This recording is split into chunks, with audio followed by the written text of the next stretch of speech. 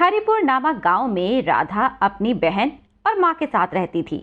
राधा की अपनी मां की मृत्यु हो चुकी थी। वह अपनी सौतेली मां और बहन के साथ रहती थी। राधा की सौतेली मां बिमला और उसकी बहन रीमा दोनों राधा से बहुत नफरत करती थी। राधा पढ़ाई में बहुत अच्छी थी, घर के कामों में भी कुशल थी। वह पढ़ाई के साथ साथ सिलाई कढ़ाई का भी काम करती थी, जिससे वह अपने खर्चे के लिए कुछ पैसे जोड़ लेती थी। विमला सारा घर का काम राधा से ही कराती थी। अरे राधा, ओ राधा, कहाँ मर गई? इतने सारे बर्तन कौन मांजेगा? और उसके बाद खाना भी बनाना है। हाँ माँ, मैं अभी सारा काम निपटा दूंगी, आप चिंता ना करें। इसी तरह राधा की जिंदगी बीत रही थी। राधा जब भी उदास होती थी, बगीचे में पेड़ों के पास खुली हवा में जाकर बैठ जाती थी। आज राधा का परीक्षा का परिणाम आना था। उसे काफी अच्छे अंकों से 10वीं की परीक्षा पास कर ली थी। माँ देखो, मेरा परिणाम आ गया। मैंने बहुत अच्छे अंकों से 10वीं कक्षा पास कर ली। मुझे आशीर्वाद दो माँ। यह सुनकर विमला और उसकी सौतेली बहन रीमा बहुत चिढ़ गई, क्योंकि रीमा के बहुत कम नंबर आए थे। राधा आज बहुत खुश थी। तभी रीमा अपनी माँ से कहती है, माँ, मुझे राधा बिल्कुल भी पसंद नहीं है। आप उसे यहाँ से निकाल क्यों नहीं देती? अरे पागल है क्या? उसे निकाल दिया तो घर का सारा काम कौन करेगा? राधा जो सिलाई का काम करती थी, उससे मिलने वाले पैसे को वो जोड़ लेती थी। ये बात विमला और रीमा को एक आंख नहीं भाती थी।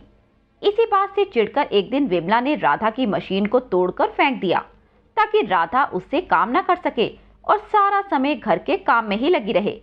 इस बात से राधा बहुत दुखी हुई, पर वह करती तो क्या करती?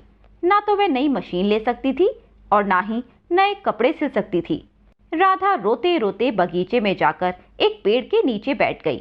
कुछ समय वहीं पर बैठी रोती रही। तभी उस पेड़ से एक फल गिरा। राधा ने जैसे ही फल को हाथ में लिया, उसमें से एक जादुई आवाज आई। राधा, यह एक जादुई पेड़ है।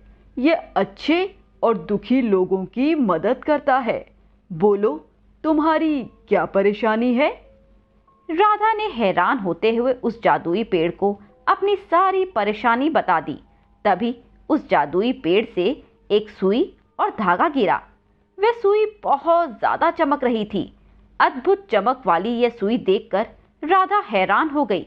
वह उसे अपने हाथों में लेकर बोली, ये क्या है? ये कैसे मेरी मदद करेगी? यह एक जादुई सुई धागा है। इससे तुम जो भी बनाना चाहो, उस कपड़े को इस सुई से सील देना। बस इस जादुई सुई से तुम्हें मनचाहा कपड़ा बनकर तैयार मिलेगा। इस सुई को तुम कहीं भी रख सकती हो, ये कभी नहीं टूटेगी। धन्यवाद जादुई पेड़, आपने मेरी बहुत मदद की। राधा उस जादुई सुई से सुंदर सुंदर कपड़े बनाने लगी और उन्हें बेचकर बहुत पैसा कमाने लगी। राधा बहुत खुश थी।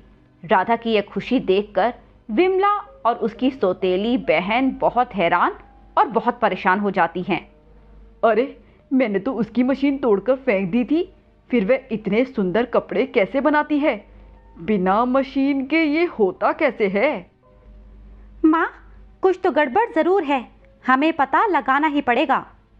विमला इस खोजबीन में लग जाती है कि आखिर ये राज क्या है। राधा रोज रोज उस जादुई सुई से ढेर सारे सुंदर कपड़े बनाती जा रही थी। एक दिन विमला ने छुपकर उस अलमारी में कुछ छिपाते हुए उसे देख लिया। बस फिर क्या था, वह लग गई इसी खोजबीन में। उसे अलमारी में खोजने पर जब कुछ नहीं मिला तो वह परेशान हो गई। इसी तरह कई दिन तक विमला खोजती रही कि राधा किस चीज से कपड़े बनाती है। आखिर एक दिन उसने राधा को सुई से कपड़े सिलते देख लिया।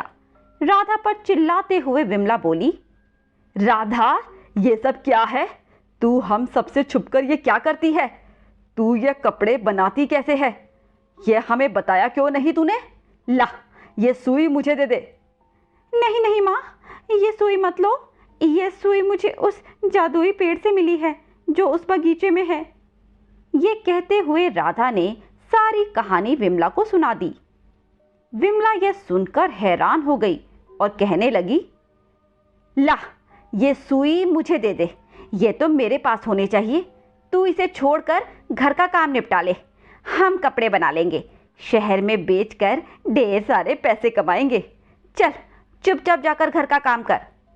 ये कहते हुए विमला सुई लेकर वहां से चली गई। राधा बेचारी वहां बैठकर रोने लगी। अब मैं क्या करूंगी, मेरी सुई तो मां ने छीन ली। राधा उसी जादुई पेड़ के पास जाकर उसे सारी बात बताती है और बात बताते बताते रोने लगती है। राधा, चुप हो जाओ।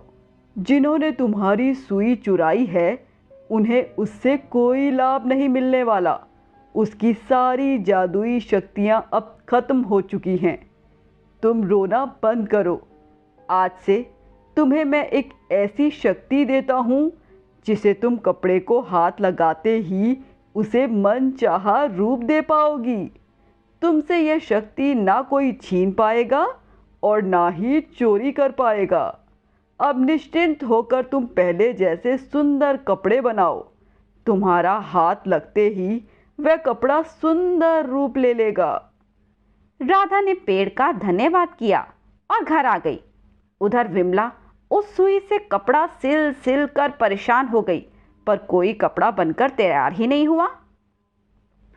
विमला ने अपना माथा पकड़ा और रोने लगी। राधा अब कम समय में ही बहुत सारे कपड़े तैयार करके शहर की दुकान में बेचने लगी। इससे उसकी और अच्छी कमाई हो जाती थी। वह इसके साथ साथ पढ़ाई करने का समय भी निकाल लेती थी। राधा शहर में जिस दुकान पर कपड़े बेचती थी वहां का मालिक उसके काम से बहुत खुश था। एक दिन वह राधा से कहता है, तुम जितने भी कपड़े बना सको मैं सभी खरीदूंगा, और यदि किसी मदद की ज़रूरत हो तो बताना, मैं पूरी मदद करने को तैयार हूँ, क्योंकि तुम्हारे बनाए कपड़े बहुत ही अच्छे हैं और उसकी बहुत मांग है। वह सभी कपड़े झटपट बिक जाते हैं। राधा ने दुकानदार का शुक्रिया कहा। इसी तरह 2 वर्ष बीत गए।